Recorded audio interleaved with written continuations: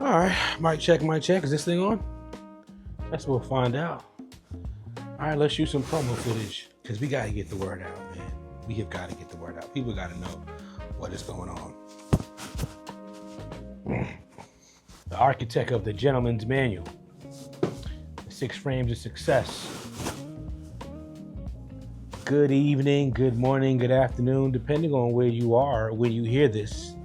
Whatever greeting applies to you, apply it with salutation nonetheless. My name is Mr. Tucker. I am the founder and creative executive director for JustINSPIRE Mentoring, LLC. All right, we are an organization that is about providing boys to men with the environment, the space, as well as the tutelage needed to transform themselves into gentlemen and scholars of the modern day. And it pains me how every day I walk into schools, I engage with young men, I see the despair, I see the hopelessness. But when you talk with me, come on guys, comment, like the video, comment, let them know you see the inspiration. You need that more often. You should have that coming from so many more people besides just me. Every school in America should have some type of source that's inspirational for you. That's why they're there. And let me be clear, I'm trying to get to as many places as I can. And for some reason, everybody always tells me they're good. But when I go to these schools, I constantly see, you're not. For Christ's sake, I was just at a school, it's about maybe 1,500 young people, big population. They have 9 school counselors, which is dope, by the way. Because when I was a school counselor, I had to manage 600 kids by myself. So to have 1,500 with 9 tells me you guys are definitely making sure you have enough bodies. But here's the thing. When I looked at the school counselors, of 9 people, 8 are women. There's one guy and he's white. And I'm not here to pick at white people because race, that's not the thing for me. All right, that's the way of distracting you. And we're not here to distract you on this channel. We're here to inspire and encourage you. But we do want to say this. When I was at that school, all I ever saw was either black or Hispanic boys. I don't believe I ever saw a white child in that building. So, if the demographics are black and brown, why isn't there somebody reflective of that within the school counseling committee? And hey, we're not gonna pick on you. You can't find people, whatever. JustINSPIRE is here. All right. I got my school counseling, my master's in school counseling education from the University of North Carolina at Chapel Hill. That was one of the top 10 programs in the nation. I believe it still is. So I find it hard to believe that I can't offer you some expertise, and we need to stop acting like we know everything. All right, a woman can never consult on things that a man needs the way a man can. And as a matter of fact, it behooves a woman to seek out a man to get that support, which is why JustINSPIRE is here. You know, there are a lot of school counselors, you ladies doing a tremendous job, but it's not about doing tremendous work anymore. Let's be intentional. Because we can look over the last 5 years, when our boys are graduating from schools, they're disappearing. And to me, that reads like, hey, I did my job, now my hands are done. It's not up to me anymore. That's why we need people that are gonna support and wrap around, so that when they fall, there's someone there to gain them. You get that with organizations like JustINSPIRE Mentoring, all right? And to be honest, it's not just about me. There are, and I'm gonna do some research and record another video where I'll quote you the exact number, but there are hundreds of thousands of young people that need support. I can't manage that many by myself. So we absolutely need many other hands. I'm gonna reinvoke what Malcolm X said about 60, 70, 80 years ago. The job is too perverse for one person. We need many different hands to get involved here. There are many young men that don't want to be a gentleman. They don't want to be a scholar, but they still deserve quality, intentional mentorship. And we can help you with that. Because again, we support not just boys, we support men as well. And women. Because to be intentional as a mentor is something that doesn't matter your race or your gender or your sexuality. It's just learning how to have a conversation that's gonna actually be intentional in that you're meeting the needs of the person you're talking to. Because a lot of adults, you just talk over people. You don't actually fit their needs. You have your one little tool in your tool belt and you just brush the whole thing, and that's not what we needed. We didn't need nothing to hammer down. We needed something screwed in. All right, and that's what intentional mentoring helps you do. It helps you understand, hey, this is what your needs are. Not just give you a general block. These kids don't need no general block. They can smell it a mile away. They need something real, something that's for them. And I'm at the forefront of doing that. You want to know why? Because I'm one of the first kids that needed that. And I had to survive a whole generation of just people talking at me, not knowing what I needed and not knowing who I really was. But still I stand. And so if I'm able to make it this far, I'll be damned if I can't help you take it further. So hey, if you like this video, this is a freestyle. I'm not reading no cue cards, no nothing, man. This is just off the cuff. All right. I have a purpose. I'm really trying to get this thing going, and you need me. You need me. There is a plague going on in our society. And here at JustINSPIRE, we got the cure. Get involved. All right. Man, you know, it's crazy. It's a lot to get the camera rolling. It really is. Like, because I'm just one man, I gotta set the stage. Remember what I want to talk about, get the angles right, doing all that. That's why teams help. It's also more fun when you're doing this with teams, which is why one of my visions was to have a student-led production team. And we can do some projects with other people where we're helping them produce as well. But it's hard to get. Yeah, I'm going to say the challenge is always on the visionary to communicate that vision. Some people can see a vision quickly and get it.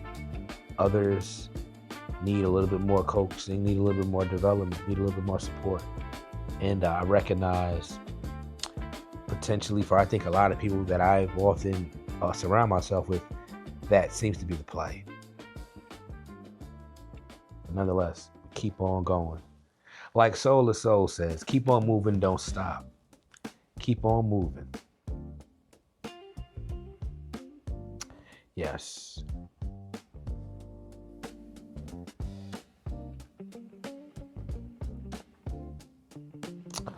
Last thing I want to share, I have an idea, an initiative I want to start. It's called Mentoring Over Meals.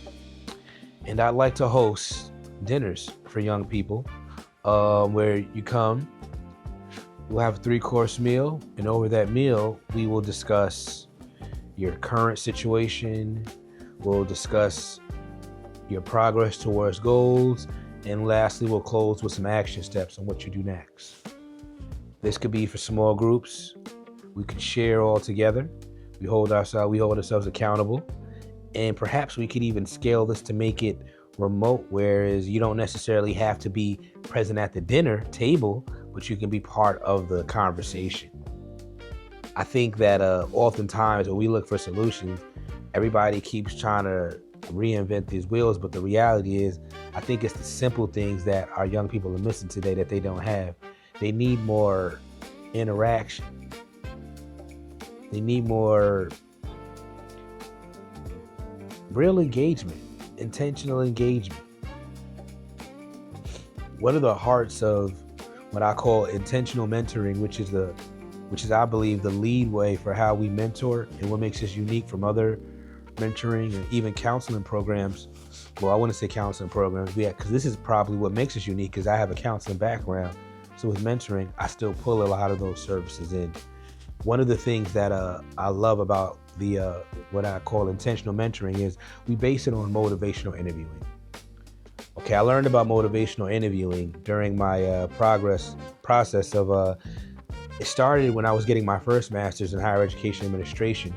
And I was taking a career counseling class with I want to give a shout out to Dr. Paul Nova. I'm not sure if you're still at Stony Brook, but if you are, you're an amazing professor and you changed my life. Thank you so much. Dr. Paul Nova was a professor that really made me appreciate being a student, like an athlete. She encouraged my debate. She encouraged my inquisition. She encouraged my challenges, because you have to understand, once I went to grad school, I already had about 2-3 years of working in college programming with the Harlem Children's Zone. So when I was doing research and reading literature, I would always have my own experience from working with the youth that I would use to challenge whatever they're telling me in that classroom. And she would bring on my challenges. She was also one of the first people to acknowledge that, hey, The stuff that you're going through isn't career-based. You need a therapist. These are mental health issues. This was 4 or 5 years before COVID, way before we were talking about those things. She brought that up to me. And I think it's one of the reasons why I started to have that interest in becoming a counselor, which is something I'm still working at. Although I do believe my work as a mentor does the same thing. But I learned that motivational interviewing was an interviewing technique, a counseling technique, if you will, that benefits people to tell their story and own their narrative. And in particular, Black men are usually not given the opportunity to own and man their story. I know, oftentimes when I try to tell my story, I'm either cut off, I'm told I'm wrong, or people have narratives of their own that they use to undermine whatever I'm saying.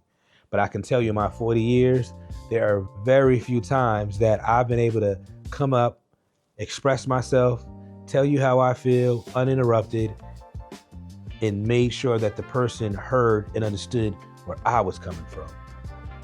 I think motivational interviewing is something parents should want to learn, because you guys don't realize, as much as you do for your children, some of the first pain, some of the first traumas we have to overcome is sometimes inflicted by our parents. You guys have a way with words. You don't realize the power. And this is not to pick at you, because a lot of you have not done anything to understand the power of words. So if you don't do the work, how are you supposed to be accountable to it? You can't. You just having luck out here, or bad luck. But again, motivational interviewing, giving people that power. And again, when you talk about giving people that power, that goes back to agency. And that's what JustINSPIRE is all about. I want to give young men agency. I want to tell you, older men, you do have agency. You can change. There's nothing stopping you. You can scale this mountain. You can run through that wall. You have it. You always did. You are Bruce Leroy. The glow is always in you. We need a space that can do that. And that's what I've attempted. I'm not attempted. That's what I've created. I just need people to venture here. But we're here. Now, I'll be honest, I don't know how much longer we're going to be able to stand, because again, having an organization that doesn't get any support and is not used, it won't last long, because we have to keep the lights on somehow. And so again, this is why we created, shop.JustInspireMentoring, the online store. I didn't really have interest in becoming a clothing designer. I'll leave that for someone else. But I didn't want to sit here and pick it and just beg for money, especially when I'm trying to provide services for other people who need it. I felt that I could create things with my own creativity. I'm artistic. I have style. I felt that I could capitalize those things and create stuff that you'd want. And maybe might drive you to say, hey, you know what? For once, I want to buy something and have some, meaning behind it. And I can look where my money goes. I look around me, I see politicians, celebrities, embezzling funds all the time to do stuff that never gets done. I'm literally sitting in a house that could be filled with boys right now getting the support they needed if their parents wanted to bring them here. And I'd be jumping for joy to support them. And I promise you, they'll get more progress than any school you've ever seen. But life is bureaucratic. I suppose there are some people that know me that, I didn't say something right, or we don't agree on something. And so what happens a lot of time is people will politically put you to the side, because of something you said. Because what happens is when people hear things, they tend to build a picture on their own. And it's almost always false. That's why if you have family members that no one talks to, that they have a stigma, if you probably talk to them, they're probably cool as hell. And they're probably really good and really loving, and probably pull up for you like no one ever would. But you got to talk to them and find out their story. Come to find out, there's probably something about that family that they on a whole opposite of, and you might want to be on the opposite too if you come to find out about it. But you never know. Or sometimes you got guys or gals that, maybe they did do something wrong, but people are not their wrong moments. Although we as a society have become obsessed with holding people over their wrong moments. We are not our wrong moments. Just like sometimes we ain't our best ones either. So the same way we hold people hostage or hold them down for a poor moment, sometimes you give people way too much credit for the good they did. That may be the only thing they ever did. And they may have done horrible things besides that. But again, in creating these barriers, you lose the opportunity to connect with great people. I told students today and every day, I'm substituting, and my goal is to hit at least 50 schools between now and February. I want to say 100, but I don't know. I don't know if I can do it. Maybe that's too ambitious of a goal. And I tell students, follow the channel. First school in Maryland to get me at least 1,000 students, I'm going to sponsor that school myself. Even if the school doesn't want to partner with me, I will do things for you guys. Even if I got to show up in the parking lot, if it's free, as long as I don't get in trouble, and do what I can for you. I do stuff in the parks, do what I can for you. But it's also a social experiment. I graduated high school 20 years ago. And when I go to schools today, the things I see, completely different. First of all, these kids in the damn headphones. I remember when I was doing my internship, I was losing my mind because kids were coming to school with do-rags on. You used to wear the do-rag on the bus, but you had to take that off as soon as you walked in the door. Nowadays, they in class with the do-rags. Boys got on shower caps like my mother. It's strange. It's really strange. And then not only do they have on headphones, the students, they have on headphones and they're listening to music and have the audacity to have an attitude with you when you ask them a question and they don't know. And please don't tell them about themselves, because how dare you tell them about themselves, right? How dare you? This is what we have. But I tell students this: listen, I'm not one of these other rinky-dink subs, all right? I'm Mr. Tucker, Mr. Justin H. Tucker to be exact, all right? I am the professor of purpose. So you can take this time for granted if you want to, but you will never have the opportunity for free to sit in front of a man like me again. So you better behoove yourself. You better get on your game. You better get on your game. And you might want to use the time wisely. Because when you got a man that's got all that wisdom in front of you, there's no telling what he could give you. Stuff that I can give you for free might cost you a lot later had you not taken it today. But I tell students, hey, it don't pay me no difference. Just like I tell students as a college professor, the money, the game that you get is from the lecture, baby. Because the curriculum is there. You can read the textbook. Here's an assignment. We can give you a grade on that. But your money, your gravy was in the lecture.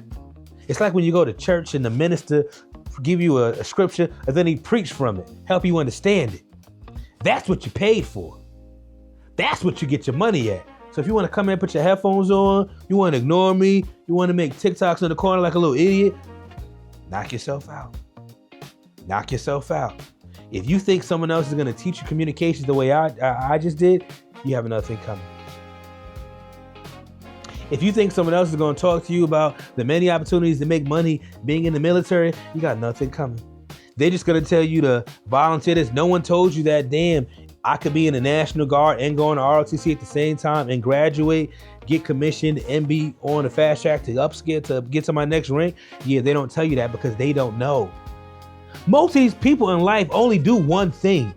Justin H. Tucker has done several things to success.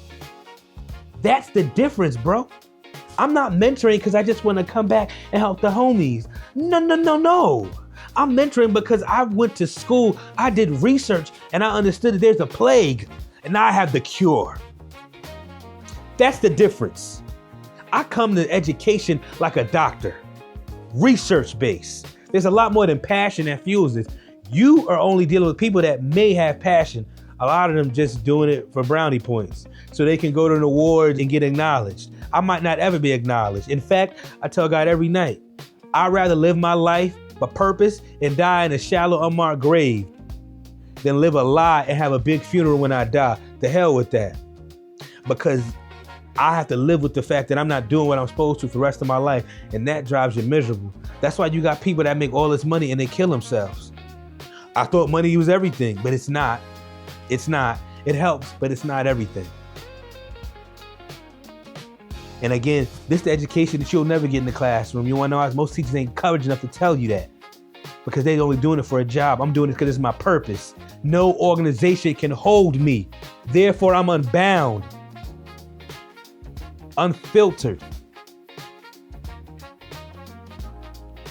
I just worry that you're going to wait too long to realize what you have in front of you. Because far too often, great men are not honored to their dead. And I think that's it for today. This was supposed to be just a commercial. We had a rant.